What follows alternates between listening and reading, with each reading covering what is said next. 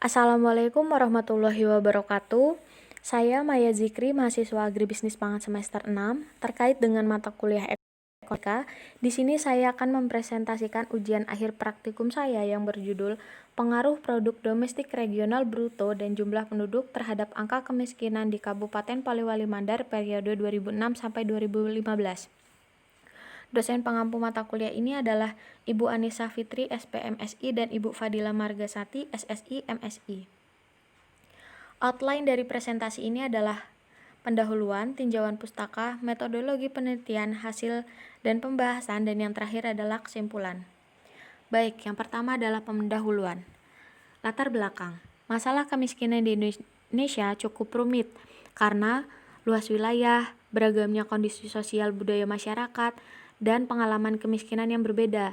Selain itu, masalah kemiskinan juga bersifat multidimensional karena kebutuhan manusia itu bermacam-macam.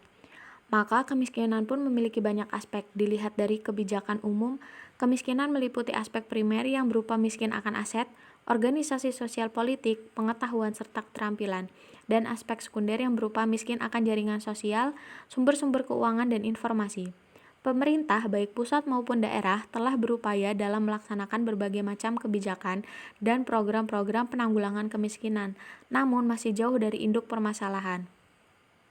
Permasalahan yang dihadapi oleh pemerintah pusat tidak jauh berbeda dengan permasalahan yang terdapat di Provinsi Sulawesi Barat, yaitu tingginya angka kemiskinan. Salah satu kabupaten di Provinsi Sulawesi Barat, yaitu Kabupaten Polewali Mandar, merupakan contoh daerah yang menghadapi persoalan kemiskinan.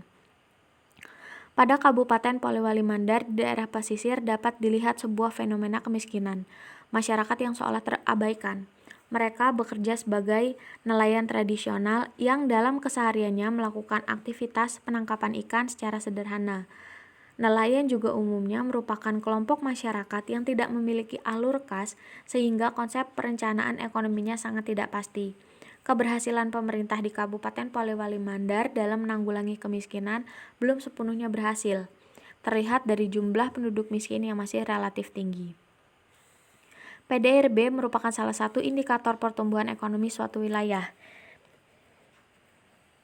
Semakin tinggi PDRB suatu daerah, semakin besar pula potensi sumber penerimaan daerah tersebut.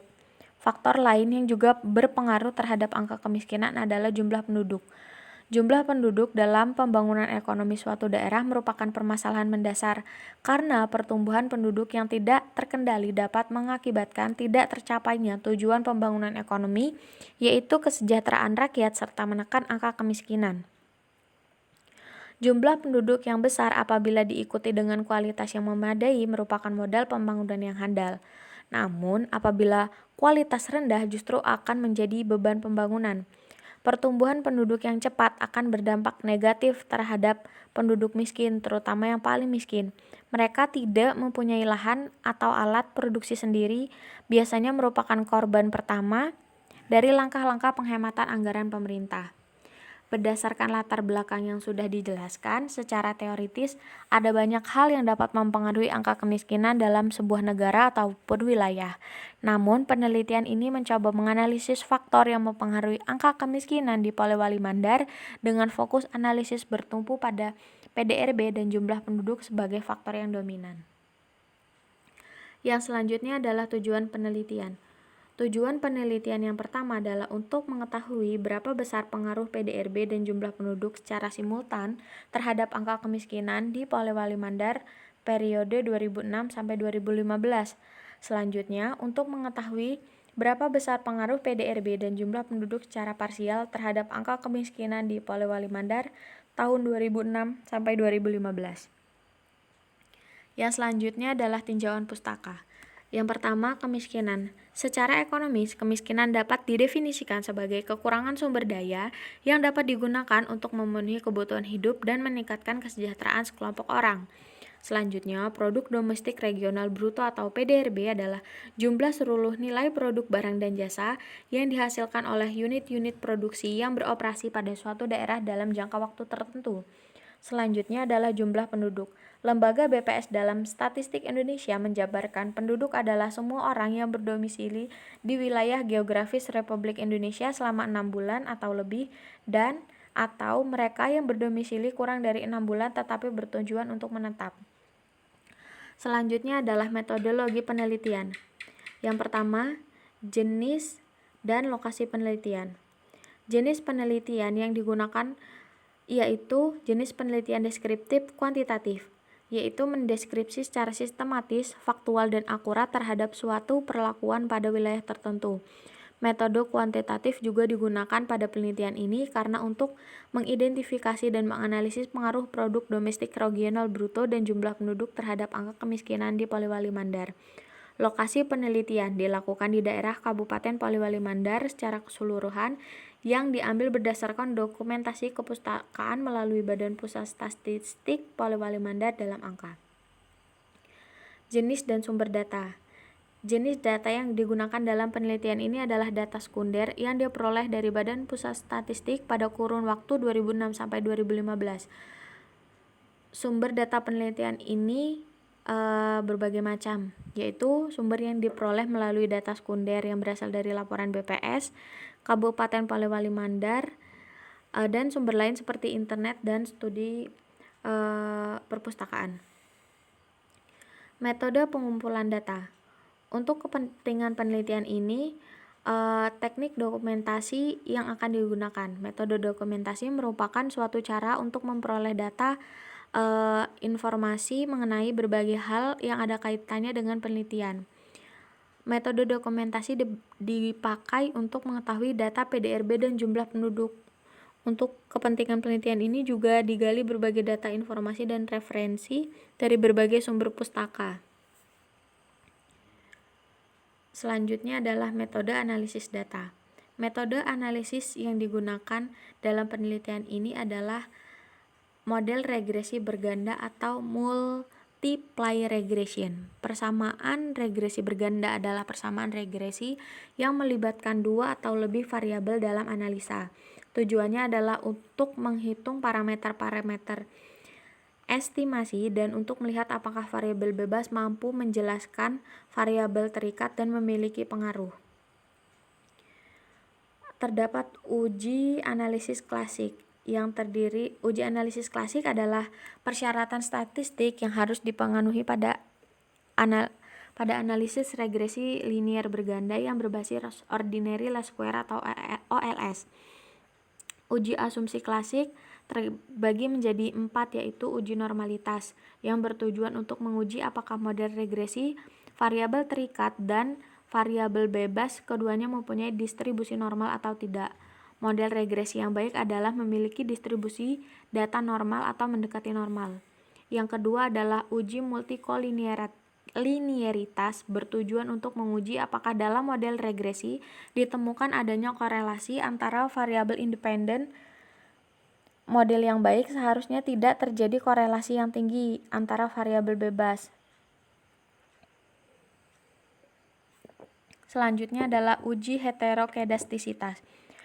Bertujuan menguji apakah dalam model regresi terjadi ketidaksamaan varians dari residual suatu pengamatan yang lain. Jika varians dari residual suatu pengamatan lain tetap, maka disebut homokedastisitas. Dan jika berbeda disebut heterokedastisitas. Model regresi yang baik adalah yang homokedastisitas atau tidak terjadi heterokedastisitas. Yang keempat adalah uji autokorelasi, bertujuan menguji apakah model regresi adanya korelasi antara kesalahan pengganggu pada periode T dengan kesalahan pengganggu pada periode T-1 atau sebelumnya. Salah satu metode analisis untuk mendeteksi ada tidaknya autokorelasi adalah dengan melakukan pengujian nilai Darby-Waston atau DW. Yang selanjutnya adalah uji hipotesis. Uji hipotesis merupakan jawaban sementara dari rumusan masalah dalam penelitian. Dalam penelitian ini menggunakan hipotesis atau asosiatif untuk melihat hubungan variabel PDRB dan jumlah penduduk terhadap angka kemiskinan di Kabupaten Polewali Mandar periode 2006 sampai 2015. Uji hipotesis terbagi menjadi uji parsial untuk mengetahui pengaruh secara parsial variabel independen terhadap variabel dependen dan bahwa menganggap variabel dependen yang lain konstan. Signifikansi tersebut dapat diestimasi dengan melihat nilai signifikan. Apabila nilai signifikan kurang dari 0,05, maka variabel independen secara individual mempengaruhi variabel dependen. Sebaliknya, begitupun sebaliknya. Selanjutnya, uji simultan menunjukkan apakah semua variabel independen yang dimaksudkan dalam model mempunyai pengaruh secara bersama-sama. Yang selanjutnya adalah uji koefisiensi determinasi atau R-square, menunjukkan besarnya variabel-variabel independen dalam mempengaruhi variabel dependen. Nilai R-square berkisar antara 0 dan 1. Semakin besar nilai R-square, semakin besar variasi dependen yang dapat dijelaskan oleh variasi variabel independen. Baik, yang selanjutnya adalah hasil dan pembahasan. Yang pertama, hasil pengolahan data itu terdapat uji asumsi klasik. Analisis uji asumsi klasik adalah syarat dalam menggunakan analisis regresi. Adapun hasilnya dapat dilihat pada gambar. Terlihat bahwa pola distribusi mendekati normal karena data mengikuti arah garis grafik histogramnya. Normal probability plot menunjukkan bahwa data menyebar di sekitar garis diagonal dan mengikuti arah garis diagonal dan menunjukkan pola distribusi normal, sehingga dapat disimpulkan bahwa asumsi normalitas telah terpenuhi dan layak dipakai untuk memprediksi angka kemiskinan berdasarkan variabel bebasnya. Yang selanjutnya adalah uji multikolinearitas, bertujuan untuk menguji apakah dalam model regresi ditemukan adanya korelasi antara variabel independen. Berdasarkan aturan variance, inflation factor, dan tolerance, maka apabila FIF melebihi angka 10 dan tolerance kurang dari 0,01, maka dinyatakan tidak terjadi gejala multikolinearitas. Nah, jika dilihat di tabel FIF untuk masing-masing variabel PDRB dan jumlah penduduk, nilai FIF-nya kurang dari 10 dan nilai toleransinya lebih besar daripada 0,10, sehingga model regresi dinyatakan tidak terjadi gejala multikolinearitas. Selanjutnya adalah uji autokorelasi. Ini adalah metode untuk mendeteksi ada tidaknya autokorelasi dengan melakukan pengujian nilai Darby-Waston. Jika nilai DW lebih besar dari batas DU dan kurang dari jumlah variabel independen, maka dapat disimpulkan bahwa tidak ada autokorelasi. Jika dilihat pada tabel berikut ini, menunjukkan bahwa nilai Darby-Washington sebesar 1,188. Dengan ini nilai DW lebih besar daripada nilai DU, maka dapat disimpulkan bahwa koefisien tidak ada autokorelasi.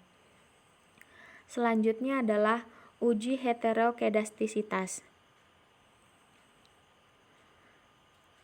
Grafik scar plot antara lain memprediksi variabel dependen dengan variabel independen. Jika ada deteksinya untuk mendeteksi ada tidaknya heterokedastisitas dapat dilakukan dengan cara melihat grafiknya.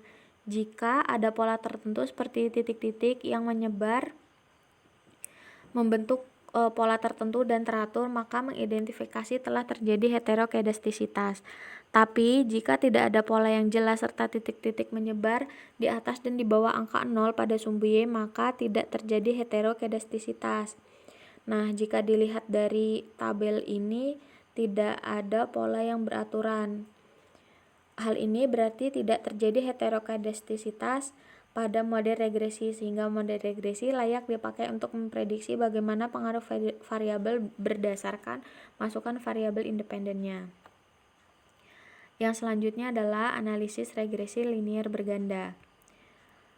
Persamaan regresi dapat dilihat dari tabel hasil uji koefisien berdasarkan output SPSS terhadap kedua variabel produk domestik regional bruto dan jumlah penduduk terhadap angka kemiskinan Kabupaten Polewali Mandar. Jika dilihat dari tabel tabel tersebut, maka diperoleh persamaan regresi sebagai berikut. Len Y sama dengan len beta 0 plus beta 1 len X1 plus beta 2 len X2 plus X, atau Y sama dengan min 16,534 min 0,328 X1 plus 2,003 X2.